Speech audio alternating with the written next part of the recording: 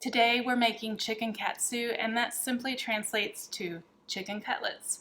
We're gonna bread them with panko breadcrumbs and fry them so they're crisp and tender.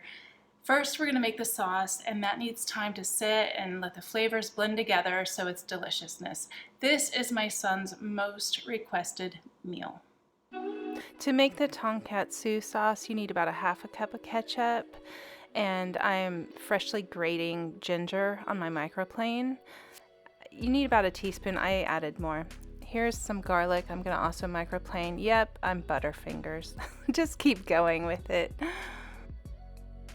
Add a tablespoon of brown sugar. I used dark. And then next we're gonna have a tablespoon of Mirin, which is a seasoned sweet cooking wine. Add 2 tablespoons of soy sauce. I use gluten-free personally.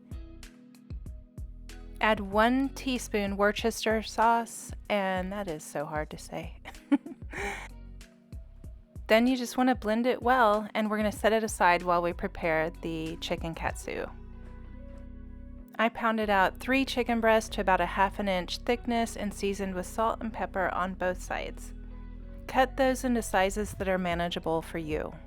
Now we need to put together our dredging station. A couple spoonfuls of cornstarch. You can also use all-purpose flour. And I'm going to add 2 eggs to this bowl, but honestly I could have gotten away with 1. These eggs were really large. Add 2 tablespoons of cold water and whisk it together very well.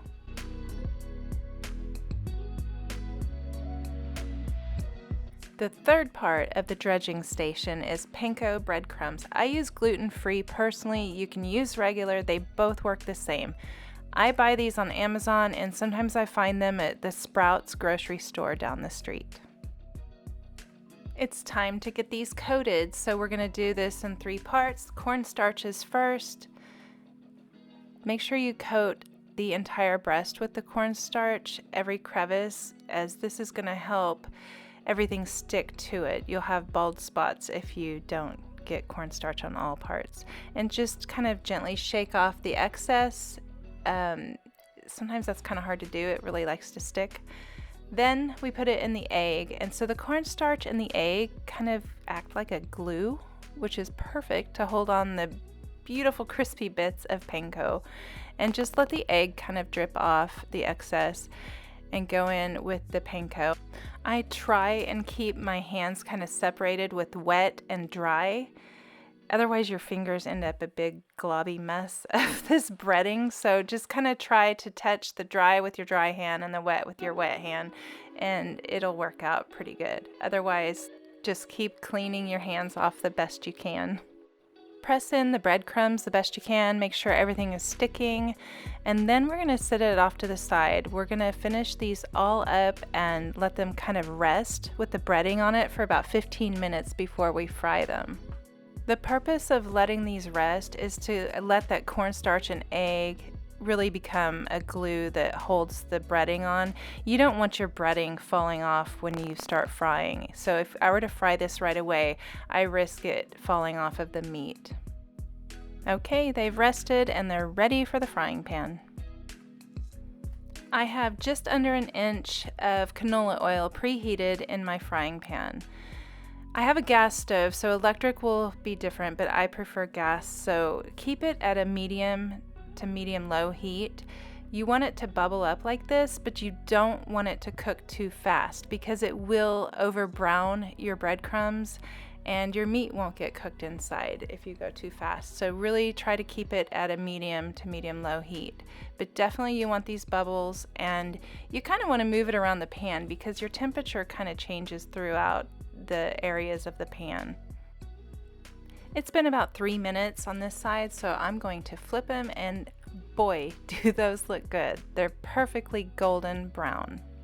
I'll let them cook for about another 3 minutes on this side, and I've got a cooling rack on top of a pan, a cookie sheet, with paper towel to catch the drippings. And this I just keep real close by so I don't make a big mess, and you want to cool them on this rack when they're complete. If you don't trust yourself to know when this chicken is completely cooked, get an internal thermometer and stick it in the side all the way to the middle and make sure it reads out 165 degrees Fahrenheit and you're safe. I'm just going to continue to cook these, and I've already got my son asking if dinner's ready yet.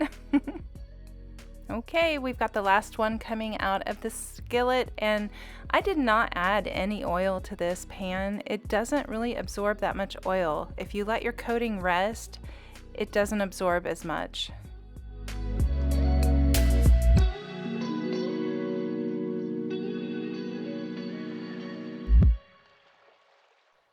The traditional way to serve this is cut into strips like this across your plate.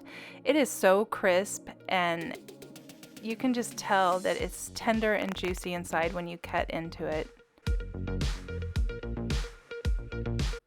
This recipe will be in the description below, along with the recipe for a very simple Asian cabbage slaw that I came up with, that I'm serving it with today with white rice and just some tomato wedges.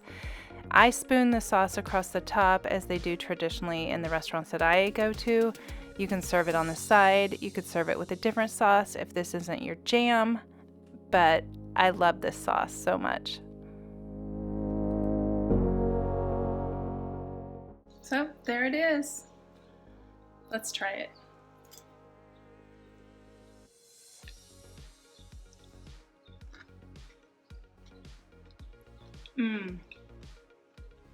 It's so good. My favorite part, besides the crunch, is the ginger in that sauce. Oh, heaven. So, if you try it, would you let me know in the comments and let me know what you think? I'm gonna eat now. Thanks for watching.